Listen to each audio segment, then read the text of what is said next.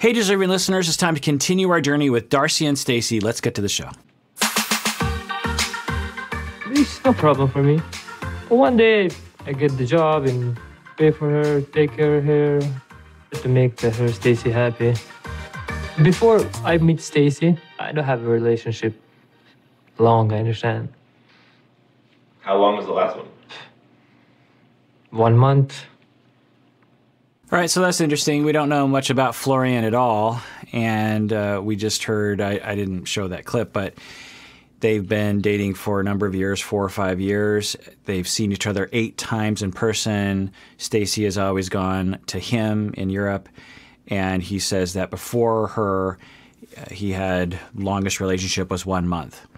So it's data. I don't know what it means, but let's find out as we watch this season. I meet Stacey online, and Stacey's more old than me. I don't speak English, but I dated the Stacey because I love her and nice to me and help me. You happy? Yes, my angel. I'm happy to be here to start new life with Stacey, and I'm so happy, so excited. Well, you could show a little more emotion. I mean... Okay, no, there. Okay. Okay, so in this instance, at the very least, he's not being very expressive with his emotions, just more data. Is it normal for him to be that way? Is it because he's on camera and he just was on several flights that took him several hours? You know, who knows? We'll just keep watching. So excited. Well, you could show a little more emotion. I mean... Okay, no, there. Okay. Move. Oh. I thought he'd be a little more excited when he saw me for the first time. I mean, we've been waiting for this moment for 4.5 years. I mean, today's a big day for me, and I guess I was expecting him to drop his suitcases and run towards me like you see in the movies. So yeah, when Stacey puts it that way, it does make some sense that she'd be disappointed, at least a little bit. There's a lot of anticipation. The cameras are there.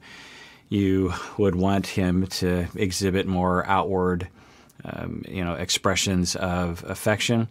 I wonder, again, if he's always like this, and if he is, then it would be unusual to expect him to act unusually. But I'm starting to pick up similar vibe that Darcey had. Everything I'm commenting on is just what we're seeing in front of the camera, so it's hard to tell. But we see the beginning seeds of a problem where for him, so let's just say, for the sake of argument, we have no way of knowing what's in their hearts and minds, that both of them are coming to the table right now with love and good intentions and optimism, and for whatever reason, he's tired or he's just not very expressive, but in his heart, he loves her and wants to be with her.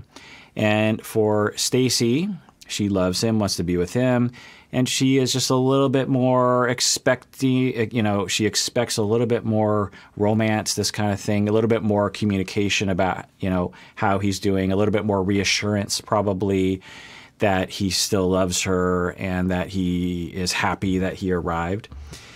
And so because of the lack of differentiation, they trigger each other. So what I mean by, I've talked about differentiation a lot, but in a nutshell, it's the ability to separate yourself from other people when you need to, and then meld with other people when it's functional. So when you're having a good time, you meld with that person and you laugh together, you cry together, you cuddle together, you experience together.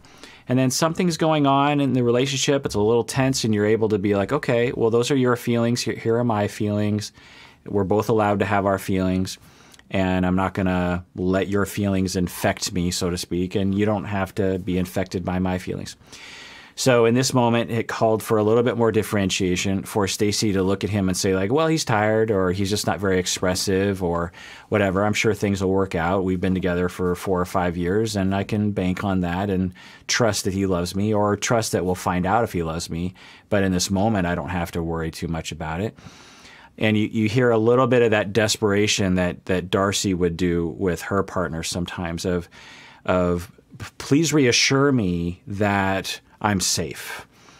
there's nothing wrong with being a little unsure. It's how you communicate it. And Stacey and Darcey, they're very nice in the situation. You see Stacey being very nice to Florian, rubbing his back and, trying to be nice. But then every once in a while, there's this criticism of, you could be more expressive.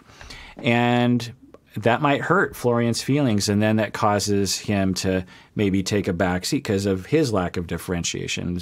For him to, instead of saying like, well, that's just her, she just wants me to be expressive, that's fine. I don't feel like I need to be expressive, but she wants me to be, and I'll hear her and I'll consider it, but it's no big deal. If you allow that lack of differentiation, then you're just like, oh, she's mad at me. It's getting inside. Now I feel busted up on the inside. I feel like I have to assert myself in various different ways by shutting down even more and telling her passively that she can't control me. I don't know.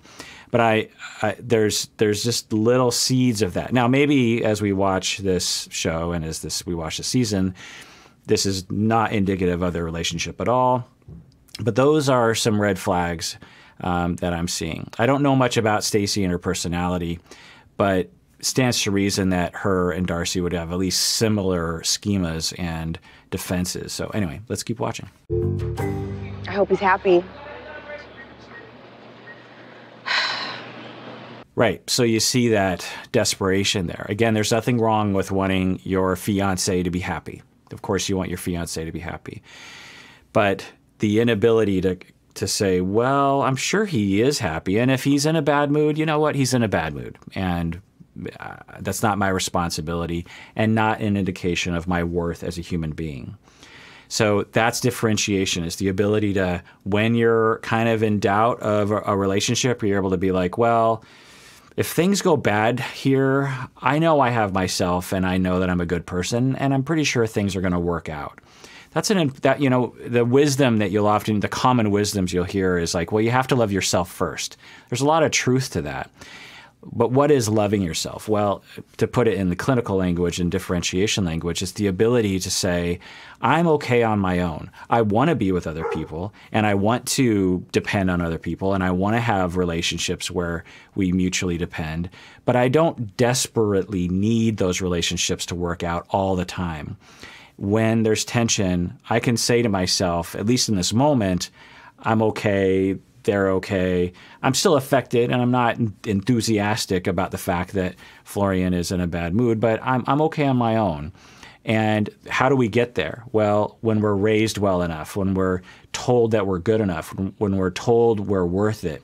When you tell your children they're worth it, they matter, they're good at things, it's okay to be bad at things, that they're lovable, who they are on the inside, you rinse and repeat that enough times, then when you, as an adult, this is called secure attachment or positive object relations, you interact with other people and you're able to flexibly move between dependency and independence.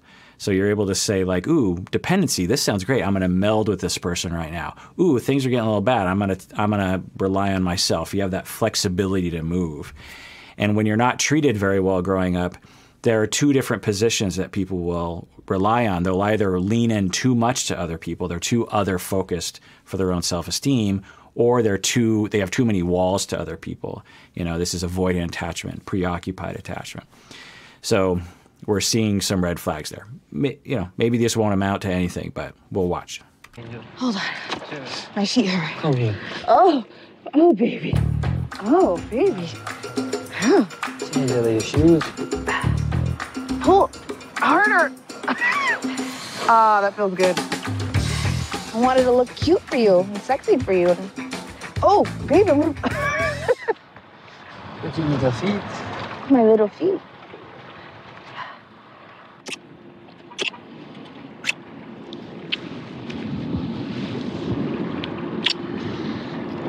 Love you. Ready? Okay, so it's a good sign that Florian in this moment knows how to express his love and affection, physical and emotional. I'm sure that just erased Stacey's concerns, is to have that, that warmth and that lust, if you will, energy, if you will.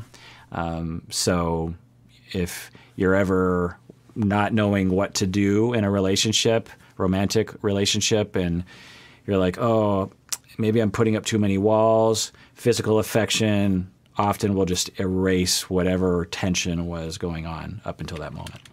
Oh, Lauren's a good kisser. Not gonna lie. Off we go to Manhattan. Yes, my angel. And I just love kissing him. He like sucks my lip off and like bites my lip, and we have no problem in the bedroom.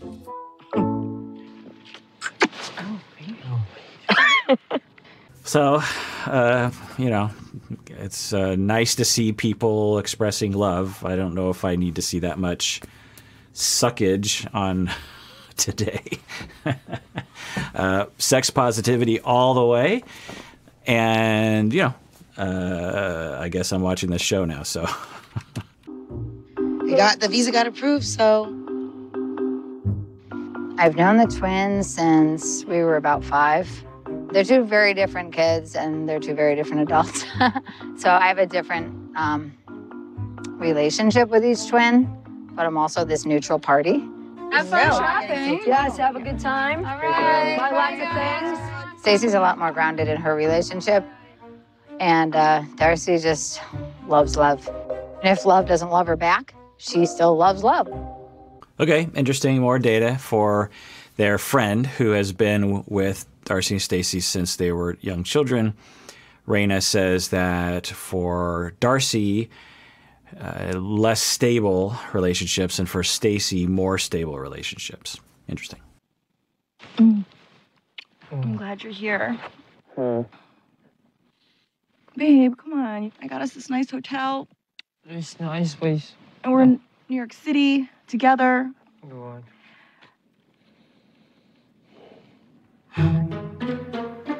He's like falling asleep on me right now, so I feel a little underappreciated. I did all this, expected him to be more excited to see me and, you know, love on me. And I just envisioned our first night together in America to be like a fairy tale.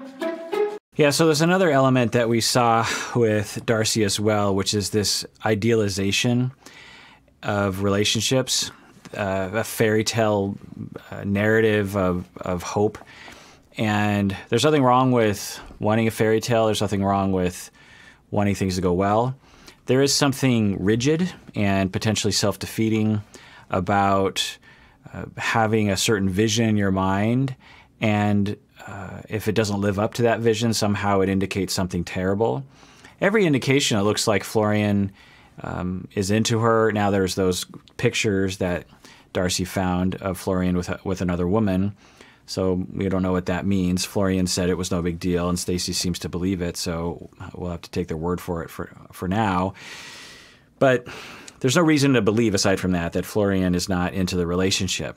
And it makes total sense that he would be tired.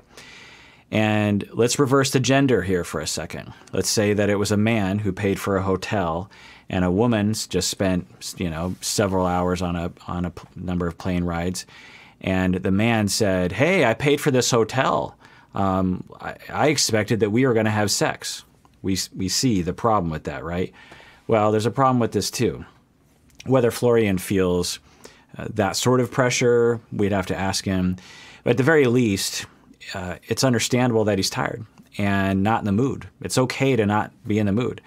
And it in no way reflects any kind of lack of love or you know, expression or something. Up until this point, he has hugged her and said nice things. They've had some mini makeout sessions that we've had to watch. Sex positivity. I'm just wondering, like, how many scenes of face suckage am I going to sit through? Sex positivity, people. I don't know.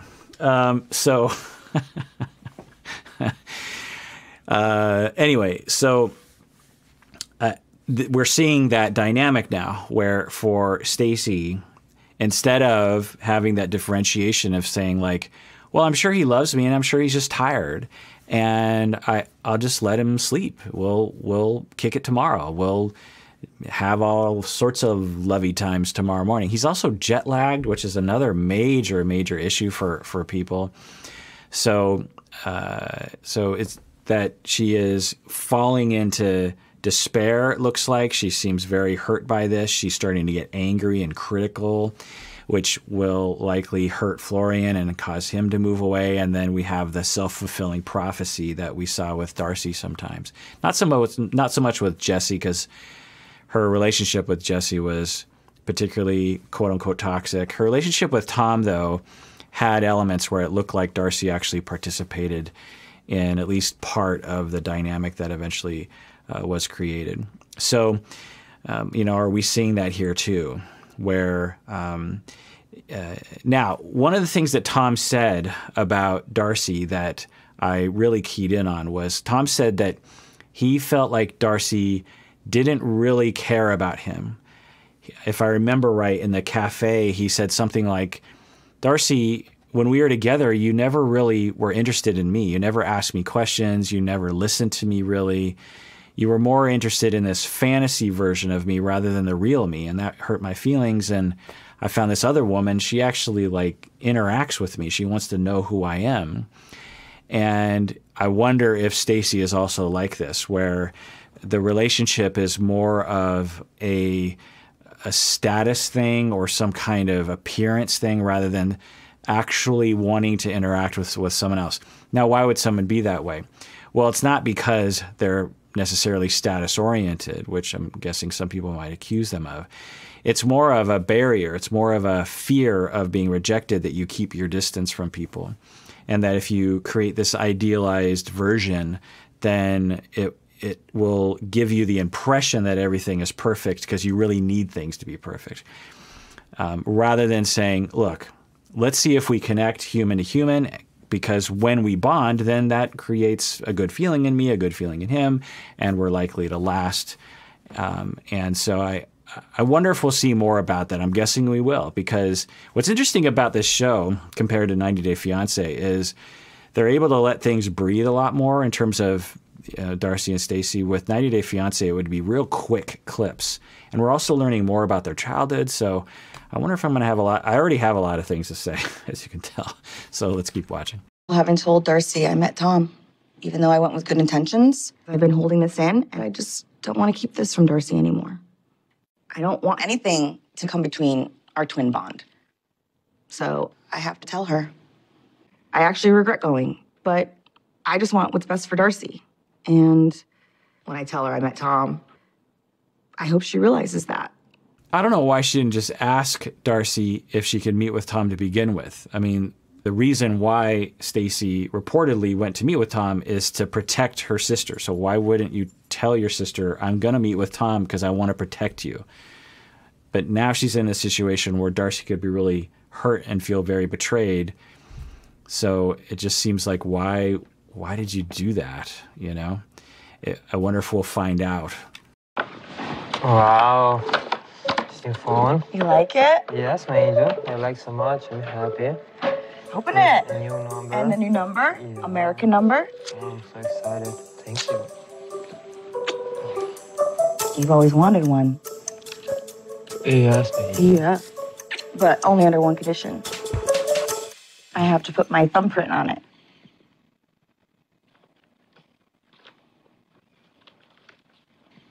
Yes, my angel.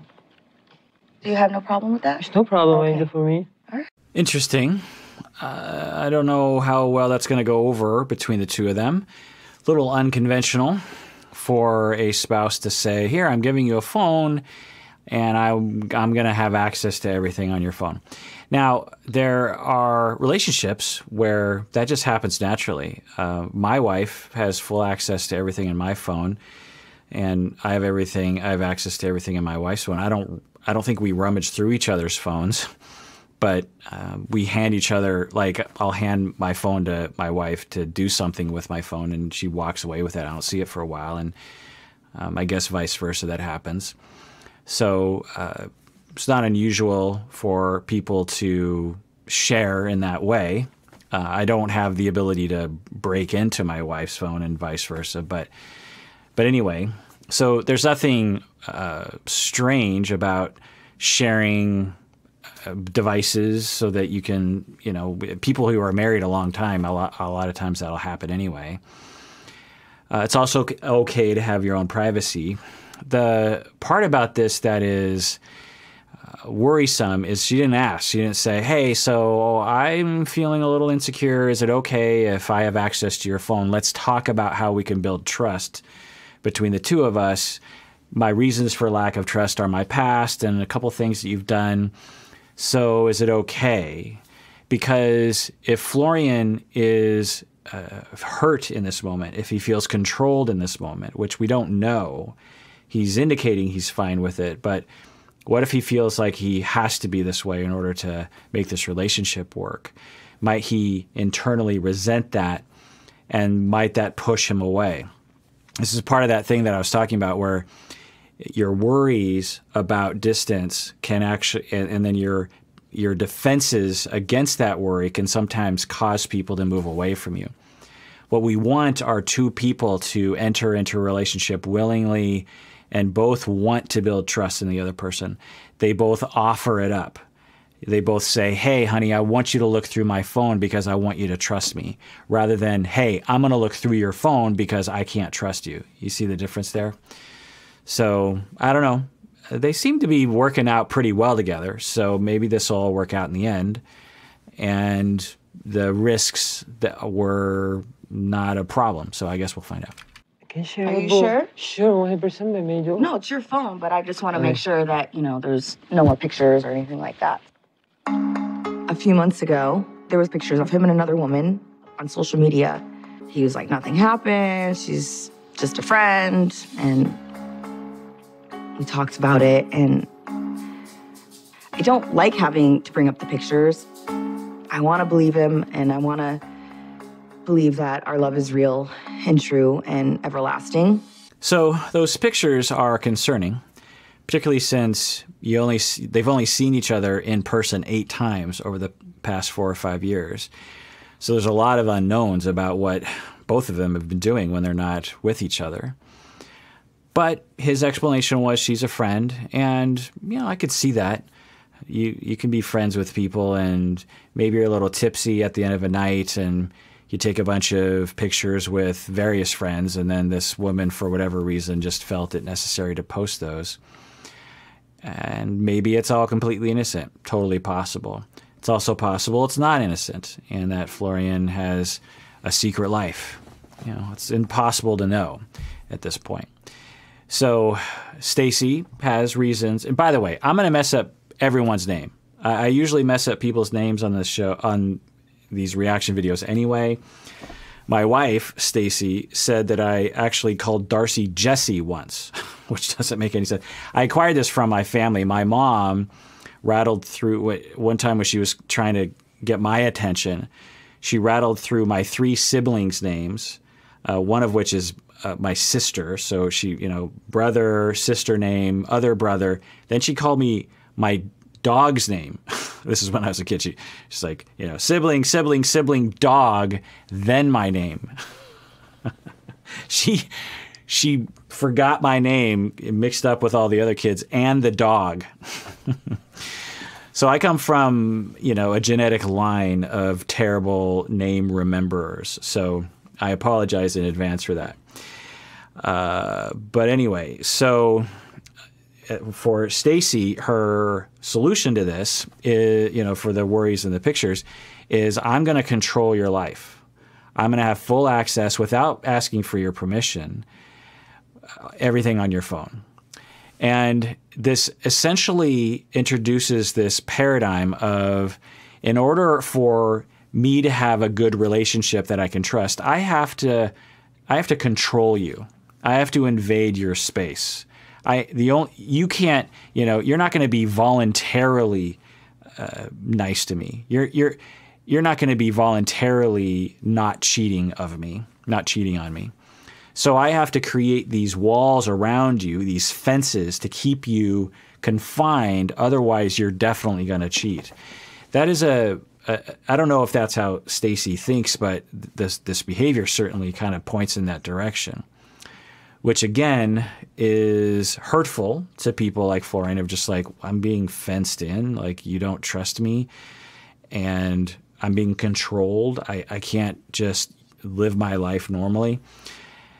And then that can actually create distance. The other thing I'll say is just because, you know, they share a phone doesn't mean he can't cheat, right? He could certainly cheat when he goes back to his home country. He can certainly text and then delete texts. So it doesn't eliminate the possibility of him, you know, doing that sort of thing. So now, again, maybe this will work out, but it wouldn't be the way I would recommend people do it. All I have is his word. I come in here for to start your life. I don't come in here for to hide something or... I'm good. Trust me. I come here to start your life, huh? You forget? No, I didn't forget, baby. But... Okay. Can share. All right, baby. I'm good. All right. Trust me. Okay. I understand. You can put... I can? Yes. Okay.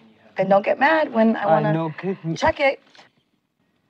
Thank you so much. I just don't want what happened before happen again. Plus, the implication here is so much broader. I'm just thinking if he has an Instagram account and he transfers his Instagram account to his new phone, every single past message he's ever sent to anyone is now viewable. Every email, every text he's received, you know, because usually you port over and all that data comes with. And so every conversation he has with anyone going back into the past is now reviewable by her, because maybe he wants to complain about her to a friend, or maybe there's something really personal that he's said to his mother or something. It just seems like that doesn't seem to be a good solution. They seem to be taking it well, but again, it just wouldn't be something I'd recommend.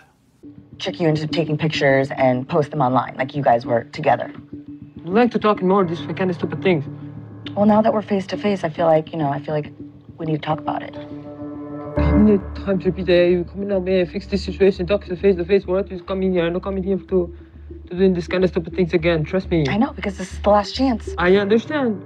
I hear now, bro. So we just need to make sure that it's never going to happen again. Never happen again. Trust me. I promise you. So we're not privy to the conversations prior to this that they've had.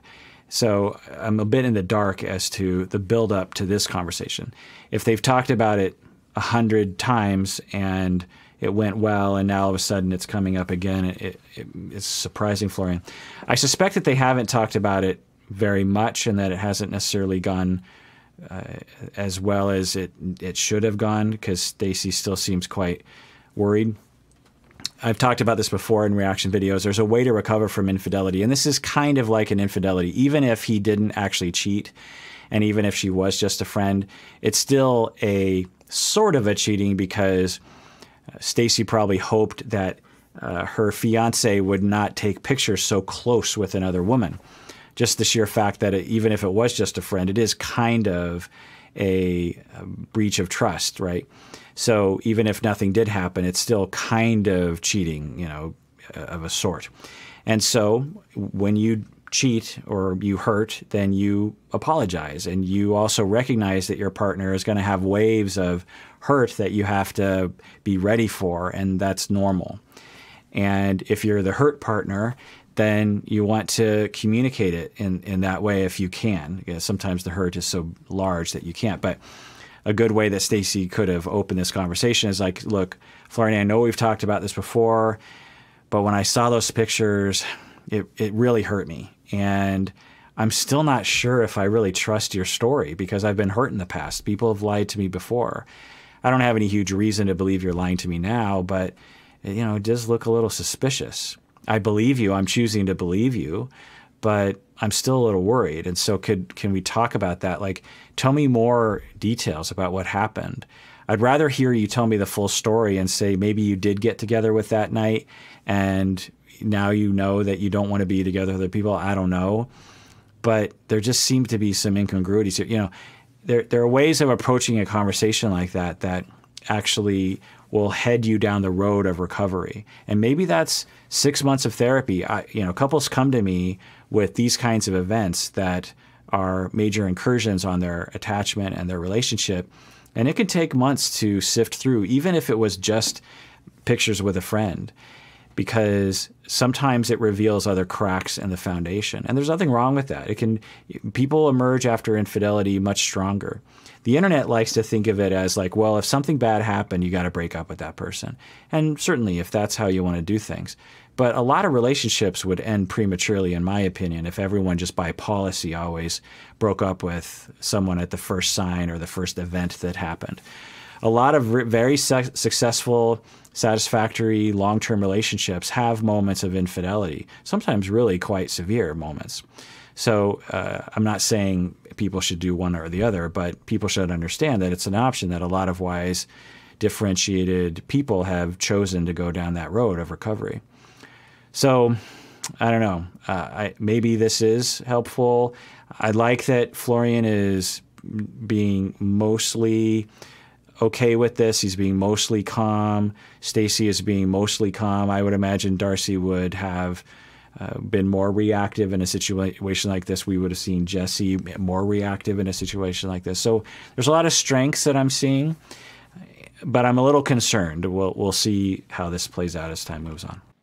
Okay. I don't come here to ruin this kind of stupid things. I come here to start new life with you. Okay. Guess we'll just take it day by day. Yeah. Now, English is not his first language, but he keeps using this phrase, I came here to start a new life with you. That could indicate that he either is explicitly or maybe subconsciously revealing something of, look, when we were in a relationship long distance, yeah, I had a few other women on the side, or I would maybe flirt more. But now that I'm here and I want to move forward with this relationship, I'm in a new mode with you. I don't know if that's what he's saying, but it's just a speculation. Anyway, keep moving. All right, well, that does it for that episode of Psychology in Seattle. Thanks for joining me out there. Please take care of yourself because you deserve it. You really, really do.